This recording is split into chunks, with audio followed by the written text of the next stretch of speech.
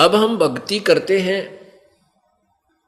जब हमें प्रेरणा होती है कि मानुष जन्म दुर्लभ है, मिले न बारंबार, जैसे तरवर से पत्ता टूट गिरे भाई फेर न लगता डार। तो इन बातों से हम फिर चिंतित होते हैं, ये परमात्मा है तो बात बिगड़ जाएगी, और रोज बिगड़न लाग रही, ना जाने कितने मरे, कोई एक्सीडेंट में, कोई मेडिकल में, कोई बीमारी से, कोई हार्ट अटैक से। और ये तो परमात्मा हमें बताते हैं कि साथी हमारे चले गए और हम भी चालनहार, ये तो कोई कागज में बाकी रह रही, तात लागरी वार। अब वो कागज पूरा आपका भी होगा, क्योंकि भगवान राम और कृष्ण कैसे मर गए, यहाँ पर वो भी चले गए कागज पूरे होते ही। तो अपनी क्या औकात है कि हम यहीं पड़े रहेंगे, चाहे कितने जतन बना ले। परमात्मा कहते हैं कबीरा ये तन जावेगा, कबीर आए हैं सो जाएंगे, ये राजा रंग फकीर, एक तो सिंहासन चढ़ कर जाए, बंधे जात जीर। जाना तो पड़ेगा सबको, लेकिन जाने में भी अंतर है। एक तो अपराधी की तरह बांध के यम के दूत ले जाएंगे जो भक्ति सत नहीं करते, आन उपासना भी करते हैं या बिल्कुल नहीं करते, और एक जो भक्ति करते हैं उनको परमेश्वर अपने विमान में बिठाकर सत्कार के साथ, आदर के साथ लेकर जाएगा। फिर क्या बताते हैं कि कबीरा ये तन जावेगा, कबीरा ये तन जाएगा, सके तो ठाहर ला। एक सेवा कर सतगुरु की, परम संत की, और गोविंद के गुण गा। कि शरीर तो तेरा एक दिन समाप्त होगा, और जैसे आपका जीवन मान ले 50 वर्ष है, 50 वर्ष प्रारब्ध है, तो 50 वर्ष में आपकी मृत्यु होएगी। लेकिन यदि आप पूर्ण परमात्मा कबीर परमेश्वर की शरण में और तत्वदर्शी संत यानी परम संत के द्वारा उपदेश प्राप्त करके लगे हुए हो, फिर आपकी आयु एक्सटेंड हो जाएगी, आपकी उम्र बढ़ा देगा प्रभु। उसके लिए कह रहे हैं कि कबीरा ये तन जावेगा और सके तो ठाहर ला। ठाहर क्या होती थी, हमने देखा पहले पुराने गांव में, पुराने समय में, कि एक वुडन बीम होता था। वुडन बीम यानी सतीर बोल रहे हैं उसको, लकड़ का बीम टाइप बनाते थे, और उसको बीचों बीच लगा करके, और उसके ऊपर कड़ी बैटन रखी जाती थी, वुडन बैटन। उसके ऊपर फिर वो छोटे छोटे लकड़ी के टुकड़े, बरगे बोल रहे हैं उनको, वो रख के और ऊपर मिट्टी डाल के छत दे दी जाती थी। तो कई बार क्या होता था कि वो सतीर, वुडन बीम, उसमें वो क्रैक हो जाता था और बैंड होकर के टूटने को हो जाता था, कि अब ये वो टूट गया तो सारी छत नीचा आवे, बैटन भी नीचा आवे, कड़ी भी गिरे और पूरा काम बिगड़ जाए। तो उसके क्या करते थे, उसके नीचे एक और फट्टा सा डाल के मोटा लकड़ का, और उसके उस सतीर के नीचे यानी वुडन बीम के नीचे एक मोटी सी बल्ली टाइप का एक सपोर्ट दे देते थे। सपोर्ट, उसको ठाहर कहते हैं परमात्मा।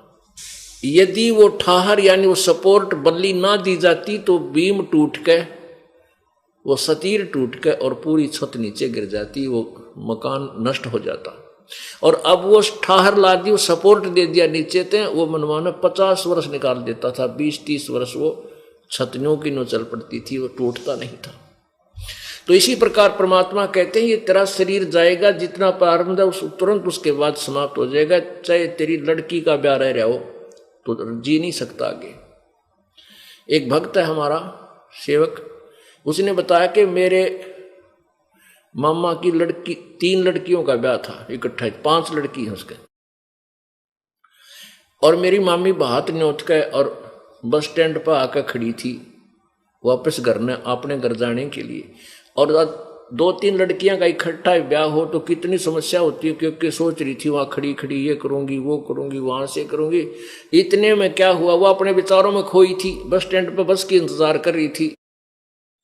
तो ड्राइवर ने बस लगाना चाहिए उस पर स्टैंड के ऊपर, वह बस टेढ़ी होगी, टेढ़ी होकर के वो काफी पीछे को निकल आई।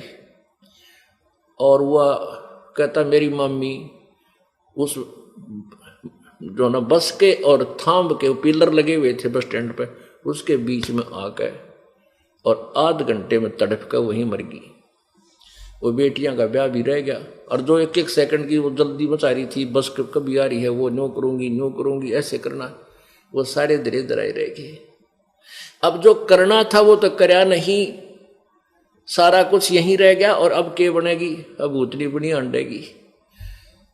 तो पुण्यात्मा परमात्मा क्या कहते हैं कि कबीर ये तन जावेगा तेरा, सके तो ठाहर ला और सेवा कर परम संत की, सतगुरु की और गोविंद के गुण गा। यानी पूर्ण संत की सेवा, यानी उसके द्वारा दी गई साधना कर, पूजा कर और प्रभु की गुणगान किया कर, अपनी भक्ति करने एक नीति से, जैसे वो संत बताए। तो फिर तेरा शरीर वो ठाहर लाग जाएगा। ये ठाहर बताई है, सत भक्ति कर, अगर तेरी मृत्यु कोई ऐसे होनी है वो नहीं होगी। इसलिए परमात्मा की भक्ति करते हैं, इसलिए हम परमात्मा को ढूंढ रहे थे कि हमारे ऊपर आने वाली ऐसी आपत्तियां टलें और हम भक्ति करके अपना जीवन सफल कर जाएं और घर में भी सुख हो, परिवार भी सुखी रहे। आपने सुना है कि सतयुग में पिता से पहले पुत्र नहीं मरता था, पत्नी से पहले पति नहीं मरता था। इतना सुख था,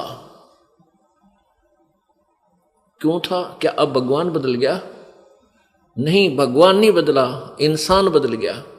और किस कारण से परिवर्तन हुआ? कि हमारी वे ऑफ वर्शिप गलत होगी। सतयुग में वो पुण्यकर्मी प्राणियों का जन्म हुआ था जो पूर्व जन्म में कभी परमेश्वर के चरणों में रहे हैं।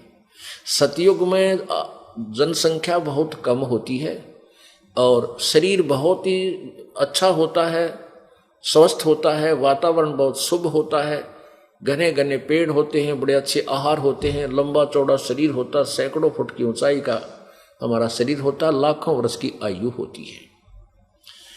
और पुण्यात्मा अब भी वही हो सकता है, अब भी वही सतयुग जैसा माहौल आपका हो सकता है। आपके परिवार सुखी रहेंगे, आपके बच्चे सुखी रहेंगे और आप भी सुखी रहोगे और साथ में परमात्मा प्राप्ति हो जाएगी। सतयुग में यह कमी थी कि भगवान नहीं प्राप्त हो सकता था, क्योंकि हम इतने सुखी थे, हमने भगवान की तलाश नहीं थी। हम वैसे ही अपने आप मनमुखी साधनाएं करते थे और सोचते थे हम इन्हीं साधनाओं से सुखी हैं। अब हम वही साधना कर रहे हैं लेकिन कोई सुख नहीं हो रहा, क्योंकि हमारे पुण्य पूर्व के नहीं रहे। अब हम ये सत साधना करेंगे तो ये पुनः प्राप्त हो जाएंगे और हम फिर सुखी होना शुरू हो जाएंगे और हमारे बच्चे भी सुखी रहेंगे, सब परिवार ठीक हो जाएगा, भक्ति में दृढ़ता आएगी। अब परमात्मा की सत भक्ति से, नियम में रहते हुए भक्ति करने से आपको बहुत लाभ होगा। आपका मोक्ष भी होगा, आपका परिवार भी सुखी होगा, आपके जितने भी कार्य हैं जो आपको टेंशन बनाए हुए हैं वो भी ठीक हो जाएंगे, आपके रोग भी कट जाएंगे। आप सत्कर मानो, परमात्मा सब कुछ कर सकता है। लेकिन हम इतने उतावले हो जाते हैं कि हमने आज लाभ हो, इब्बा ठीक होता नहीं था, हम चल यहाँ से चाल के कित कुआं में पड़ोगे, सारा धक्के खाए, हमने सब देख लिया, कितना कुछ नहीं पाया। परमात्मा कहते हैं पर्वत पर्वत में फिरा कारण अपने राम, और राम जैसा संत मिला जिन सारे सब काम। कबीर परमात्मा कहते हैं धीरे धीरे रे मना, और धीरे सब कुछ हो, माली सींचे 100 गड़ा समय आए फल हो। एक आम का पौधा हम लगाते हैं और उसमें ना जाने कितने वर्ष तक सैकड़ों घड़े पानी के सिंचाई करते हैं, और जब 10-12 वर्ष में जाकर के आम का पेड़ बहुत बड़ा हो जाता है और बड़ा होकर के फिर वो फलों से लदपद होने लगता है और इतने फल लगते हैं खुद भी खा ले, रिश्तेदार भी के यहाँ भी पहुंचा देते हैं और अड़ोसी पड़ोसी भी तोड़ दे जाते, वो फल समाप्त नहीं होते। तो पुण्यात्माओं, इस राम नाम के सत भक्ति रूपी इस आम के पौधे को अब आप बीज रहे हो। अभी तक तो बबूल बीज के उसकी सिंचाई कर रहे थे, जो गलत संतों के पास गलत साधना रॉन्ग वर्शिप कर रहे थे, वो तो बबूल बीज रखी थी, उसका काटे काटे थे। अब आपको ये सतभक्ति रूपी आम का पौधा मिला है, इसको बीजा है, कुछ समय दो भगवान ने। इस दास का को जब आदेश दिया पर मेरे गुरुदेव भगवान ने उपदेश देने का सन 1994 में, आज 15 वर्ष हो गए, जो जब से हमारे साथ विधिवत लगे हुए उन परिवारों में देखो किसी के कांटे का भी दर्द नहीं। यदि कोई गलती करता है वो अलग बात है, जिसने अपना नियम भंग कर दिया उसको हानि होगी होगी।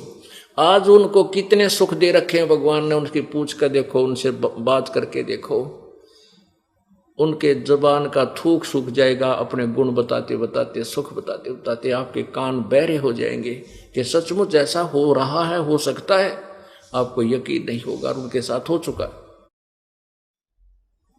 तो पुण्यात्मा को समय देना पड़ेगा आपको और विश्वास रखना पड़ेगा।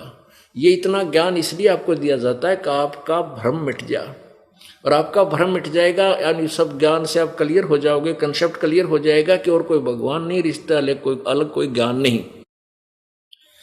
फिर आपको पूर्ण लाभ मिलेगा, क्योंकि फिर आप यहां से कहीं जाओगे ही नहीं, और कहीं जाओगे नहीं तो कहते हैं राम नाम रटते रहो, राम नाम रटते रहो, जब तक घट में प्राण, कदे तो दीन दयाल कहे, बनक पड़ेगी कानी। हम नरे पापी हैं,